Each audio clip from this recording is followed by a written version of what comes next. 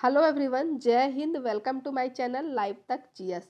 आज हम आपको बीटीएससी यानी कि बिहार तकनीकी सेवा आयोग, Bihar ANM auxiliary nursing midwifery का तीसरे क्लास का प्रैक्टिस करवाएंगे।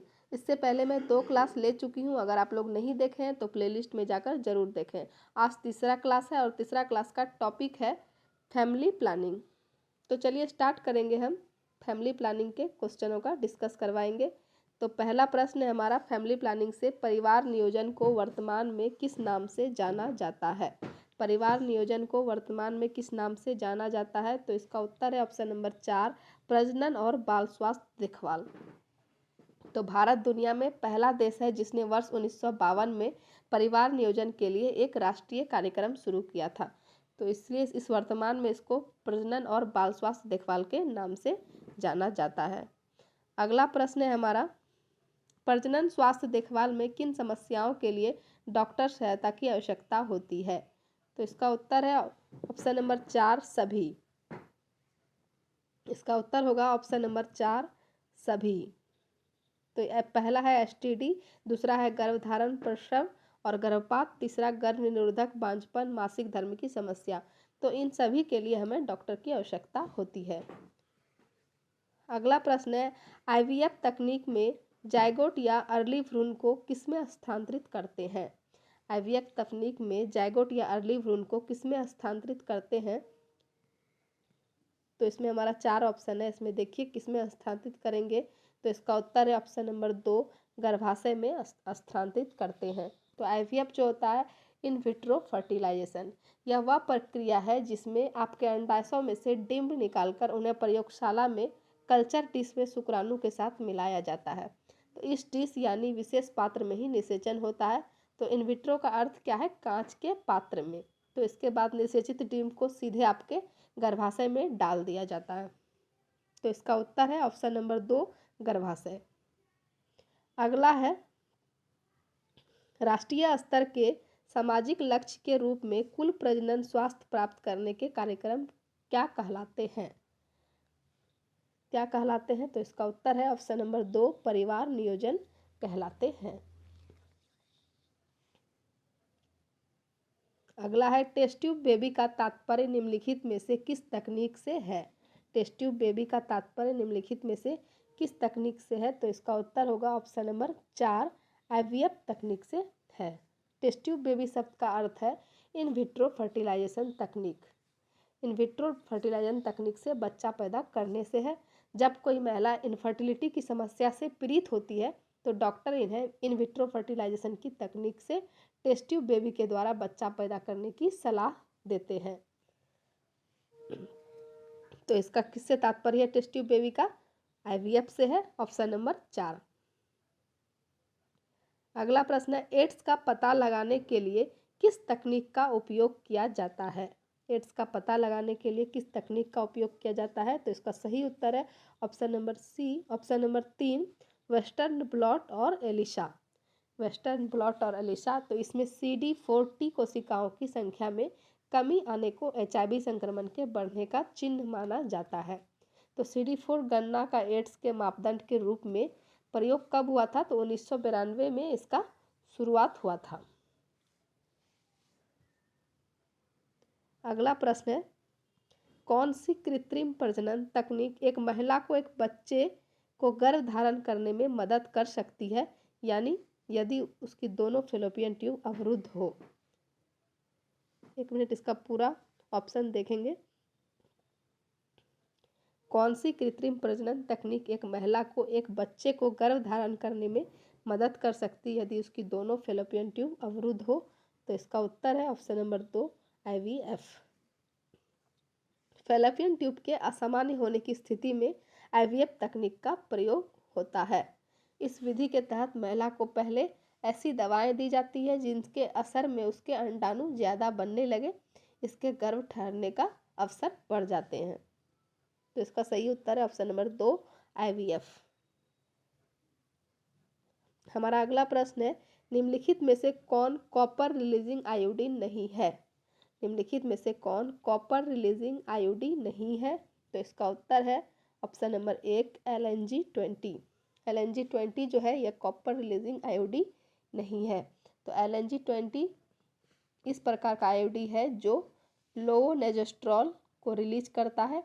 यह एंडोमेट्रियोट्रॉफी का कारण बनता है और इम्प्लांटेशन को रोकने के लिए स्ट्रोमा को बदल देता है। यह गर्भाशय में शुक्राणु फेगोसाइटोसिस को भी बढ़ाता है।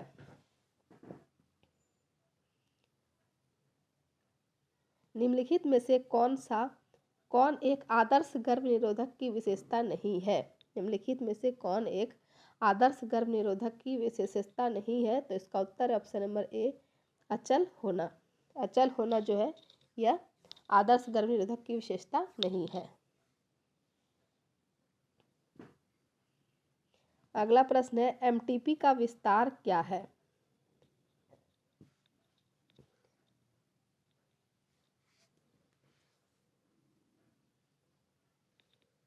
अगला प्रश्न है एमटीपी का विस्तार क्या है? तो हम देखेंगे एमटीपी का विस्तार ऑप्शन नंबर 3 होगा, गर्भाशय की चिकित्सा समाप्ति। एमटीपी का फुल फॉर्म है मेडिकल टर्मिनेशन ऑफ प्रेगनेंसी, जिसको बोलेंगे गर्भाशय की चिकित्सा समाप्ति। तो एमटीपी 2021 को व्यापक देखभाल के लिए सार्वभौमिक पहुंच सुनिश्चित करने हेतु चिकित्सीय, उपचारात्मक, मानवीय या सामाजिक आधार पर सुरक्षित और वैध गर्भपात सेवाओं को विस्तार करने हेतु लाया गया है। अगला प्रश्न है एमनियोसेंटेसिस एक प्रक्रिया है जिसका उपयोग किया जाता है। एमनियोसेंटेसिस जो है यह किसका उपयोग के लिए करते हैं? तो इसका उत्तर है ऑप्शन नंबर 4, भ्रूण की बीमारी का निर्धारण के लिए एमनियोसेंटेसिस करते हैं। एमनियोसेंटेसिस एक प्रसूति प्रक्रिया है जिसमें आपके गर्भाशय में कुछ मात्रा में एमनियोटिक द्रव निकाला जाता है और इसका उपयोग आपके बच्चे में असामान्यताओं का पता लगाने के लिए किया जाता है।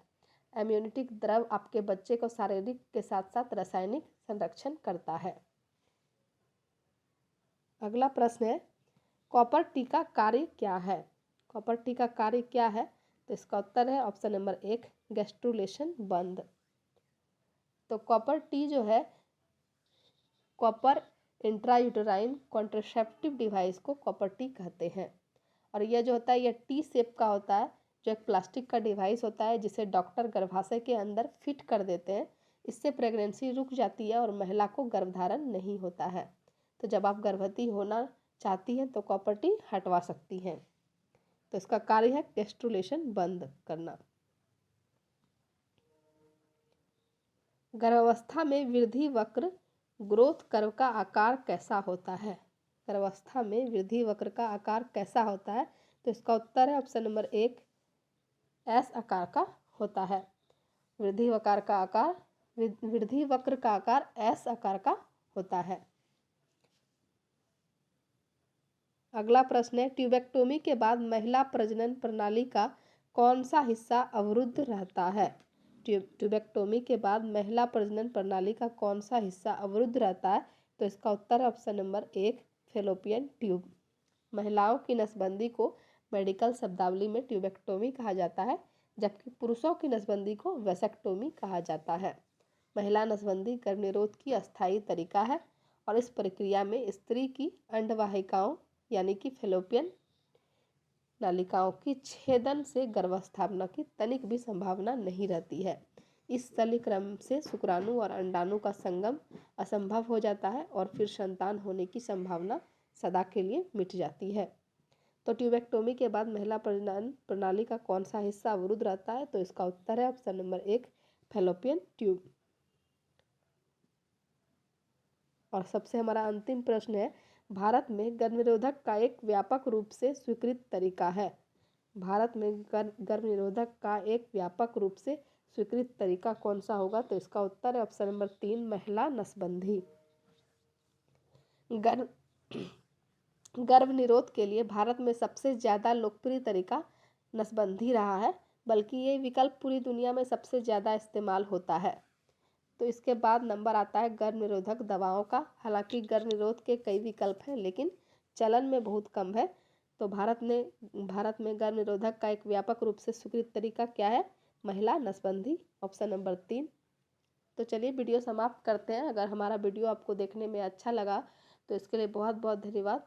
और हमारे वीडियो को आप लाइक कीजिए, कमेंट कीजिए और हमारे चैनल को सब्सक्राइब कीजिए और हमारे वीडियो को ज़्यादा से ज़्यादा शेयर कीजिए ताकि सारे एएनएम के पास यह वीडियो पहुंच सके और इसका लाभ उठा सके।